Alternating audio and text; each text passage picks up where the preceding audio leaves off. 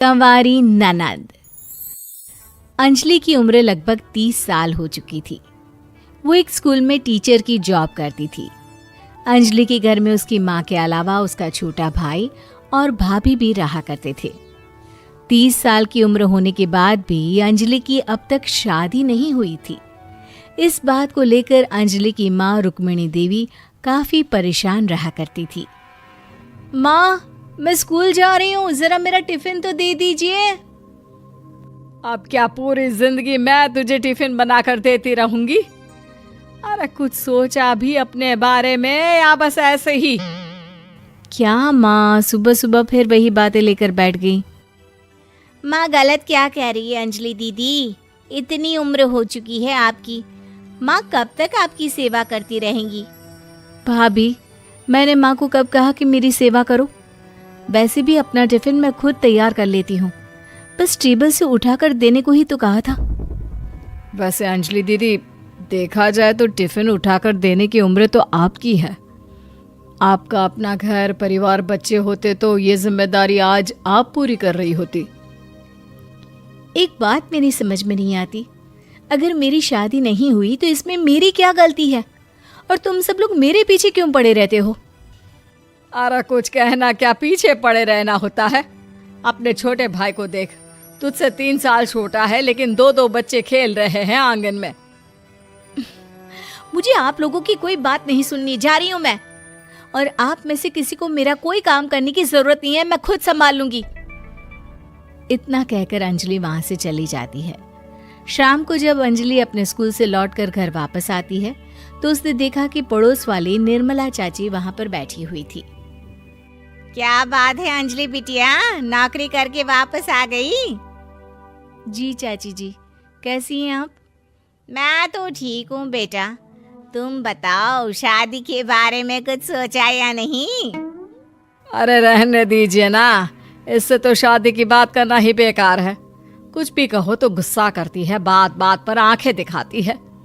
माँ, आप ऐसा क्यों कह रही हैं? मैंने कब आप पर गुस्सा किया? अरे अंजलि बेटा, तुम्हारी माँ ठीक ही तो कहती है। 30 की होने आई हो, अब तुम्हें भी शादी वादी कर लेनी चाहिए। चाची जी, आप तो ऐसे कह रही हैं जैसे शादी करने से मैंने मना किया हो। रहने दीजिए निर्मला चाची, हमारी अंजलि दीदी को अभी तक उनकी पसंद का दूल्हा नहीं मिला ना, इसीलिए वो शादी नहीं कर रही। भाभी, ऐसी कोई बात नहीं है। अरे तो फिर क्या बात है? तुम्हारी माँ ने तुम्हारे लिए इतने रिश्ते ढूंढे लेकिन तुम्हें कोई पसंद ही नहीं आता। क्या है ना चाची जी, हमारी ननद रानी नौकरी जो करती है ऐसे ही थोड़ी ना किसी को पसंद कर लेंगी। अरे भाई, नौकरी का घमंड है तो बात अलग है, कोई और बात हो तो बताओ, कोई रास्ता निकाला जाए। नहीं नहीं चाची जी, कोई बात नहीं है, बस मुझे अभी तक अपनी पसंद का कोई मिला नहीं है।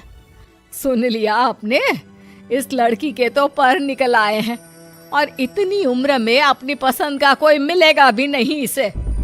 माँ, आप मेरी शादी को लेकर हमेशा मुझे ताने क्यों मारती रहती हैं? अपनी माँ की बातें तो ताने लगती है। ताने हैं? बताओ, मैंने कुछ गलत कहा क्या?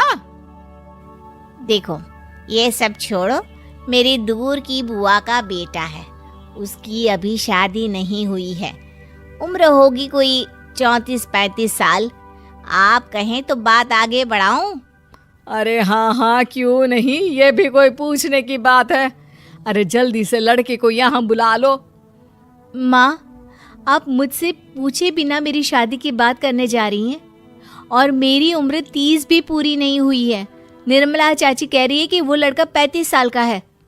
अंजलि दीदी, आपको क्या लगता है इस उम्र में कोई फिल्म का हीरो आएगा आपके लिए? देखिए, अब पसंद और नापसंद की बात तो रहने दीजिए, पसंद करने की उम्र तो आपकी निकल चुकी। अब तो जो भी मिले उसी से शादी कर लीजिए, इसी में भलाई है। तेरी भाभी बिल्कुल ठीक कह रही है। अब जैसा रिश्ता मिले उसके लिए हाँ कर देना, ताकि हम भी गंगा नहाए।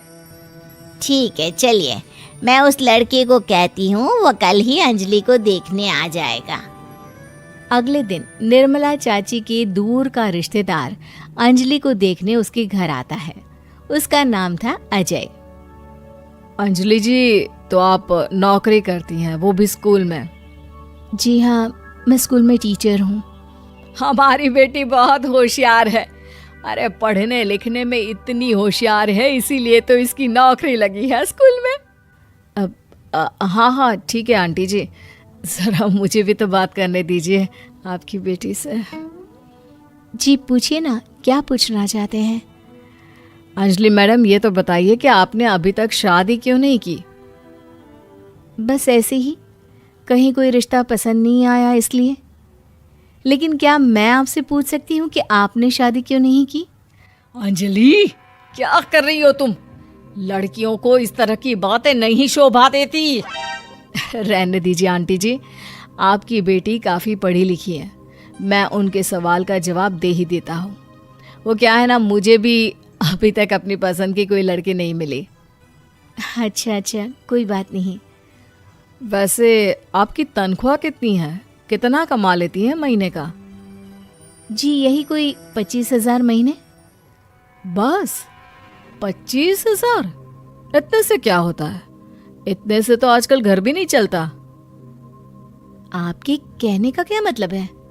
अरे मैं तो ये सोच कर आया था कि नौकरी वाली लड़की है, आराम से 40,000 कमाती होगी। माफ कीजिएगा, आपका और मेरा रिश्ता नहीं हो सकता। जी कोई बात नहीं, मुझे भी आपके साथ शादी करने में कोई इंटरेस्ट नहीं है। अंजलि, किस तरह की बात कर रही हो? घर आए रिश्ते को ठुकरा रही हो तुम। दीदी, अब इस उम्र में आपको इतनी अकड़ नहीं दिखानी चाहिए। अच्छा खासा रिश्ता हाथ से निकल गया, कहीं ऐसा ना हो कि जिंदगी भर कुंवारी ही रह जाओ आप। कुछ दिन और ऐसे ही निकल जाते हैं और अंजलि की शादी कभी नहीं होती। अंजलि के परिवार वाले बिंदास उसे ताने मारते रहते हैं, लेकिन अंजलि एक बड़ी नौकरी की तैयारी करती है और उसमें सिलेक्ट होने के बाद अंजलि को एक बहुत बड़ी नौकरी मिल जाती है। अब तो दीदी के नखरे और भी ज्यादा बढ़ जाएंगे भाई। अब तो इतनी बड़ी नौकरी जो लगी है, अब इनकी शादी होने से रही। माँ, मुझे नौकरी के लिए दूसरे शहर जाना पड़ेगा। आप जानती हैं ये बहुत बड़ी जॉब है और इसमें पैसे भी बहुत ज़्यादा मिलेंगे। अच्छा, कितने पैसे मिलेंगे बेटा?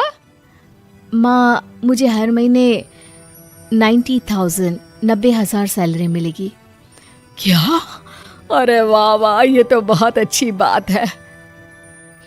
लेकिन फायदा क्या? कितने भी पैसे मिले, शादी तो हुई नहीं ना तुम्हारी। अंजलि नौकरी करने के लिए दूसरे शहर में चली जाती है और जब कुछ महीनों के बाद वो वापस घर आती है तो उसे अपने पति के साथ देखकर उसके घर वाले हैरान रह जाते हैं। अरे अंजलि, तूने शादी कर ली और हमें बताया तक नहीं। और दामाद जी करते क्या है? इतनी बड़ी कार है उनकी। माँ, मैं आपको सब कुछ बताना चाहती थी, लेकिन आप सबके ताने सुनकर बहुत दुखी हो गई थी और इसीलिए मैंने अपनी पसंद से शादी कर ली। मेरे पति मेरे साथ ही ऑफिस में नौकरी करते हैं और बहुत बड़े अफसर हैं। और एक बात बताऊं माँ, आज मैं बहुत खुश हूँ।